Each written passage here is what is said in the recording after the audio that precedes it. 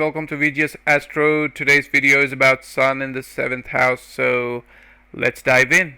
The first thing that everybody will tell you about the 7th house is that it is the house of your marriage. Okay, and in Sanskrit it's called as the Kalatrastan, and this shows the kind of spouse that you will have, their persona, their level of intelligence, and so on and so forth.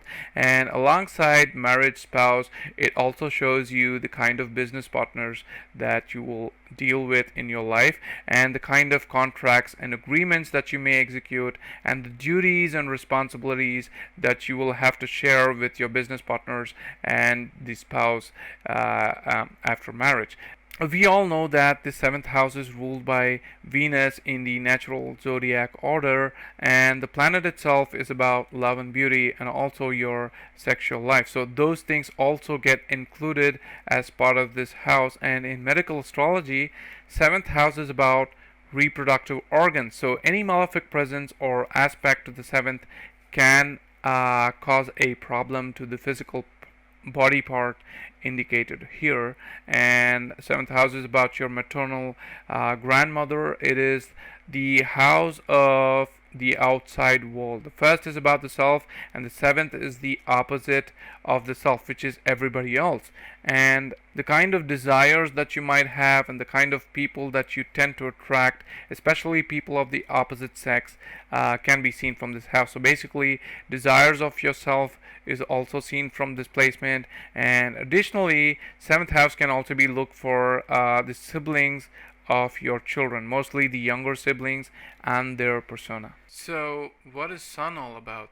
Being at the very center of the solar system, we know Sun brings about light and life to all beings on earth. Sun represents the soul of the individual, and this Sun is the higher self, whereas the lower self becomes the expressions of the higher self, which is nothing but the ego, which is due to the wrong identification of the soul. So Sun is termed as the bringer of life and prana. So in a way, Sun is likened to the creator, and also all expressions of creation, including inventions, progeny, can all be seen from the Sun. Sun is worshipped as Surya Dev in Hinduism, and he represents the father and father-like figure in one's chart. And Sun also stands for vitality and vigor in an individual. So Sun, among other things, represents authority, power, and such authority is usually vested in the government, in the king and his ministers, right? So Sun represents government officials, especially the officials holding top positions like the civil servants, those holding the post of diplomats, cabinet secretary, are all seen from the Sun. And Sun also represents physicians, because Sun has the power to heal people. Its rays are considered therapeutic or curative. So Sun represents a lot many things, including one's fame or rise to power, or the ability to inspire people to be in the righteous path. Sun is also knowledge of Vedanta, the Ashtasiddhis, and even astrology. When Sun is placed in the 7th house, it's not a very good place for the Sun to be, because there's going to be a lot of ego clashes and arguments with your spouse. On the positive side, your focus now shifts onto your spouse. Your spouse becomes your sense of ego. Your spouse becomes your sense of pride. And also, this placement will give you a very strong partner in terms of physical health.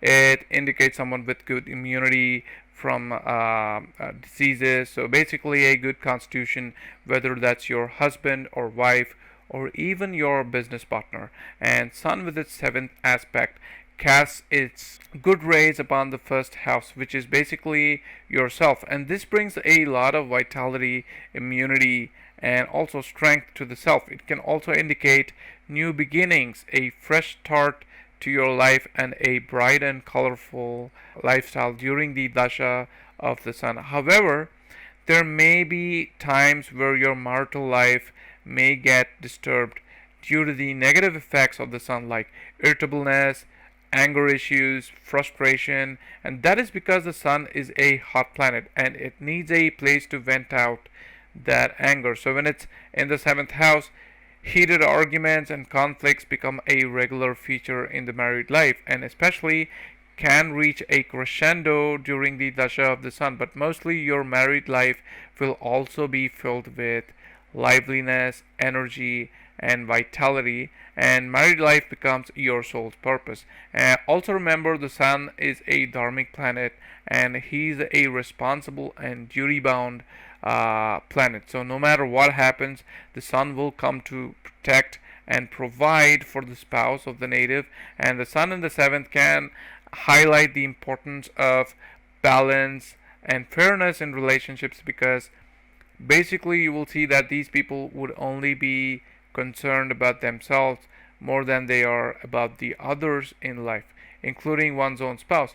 With a mature sun, and possibly if you work towards striking a balance, you may become more aware of the need to give and take, compromise, and work together to achieve mutual goals. And that is the challenge that you may have to take upon yourself with seventh house sun. And please note that the placement of the sun in the seventh house is just one factor in a complex astrological chart.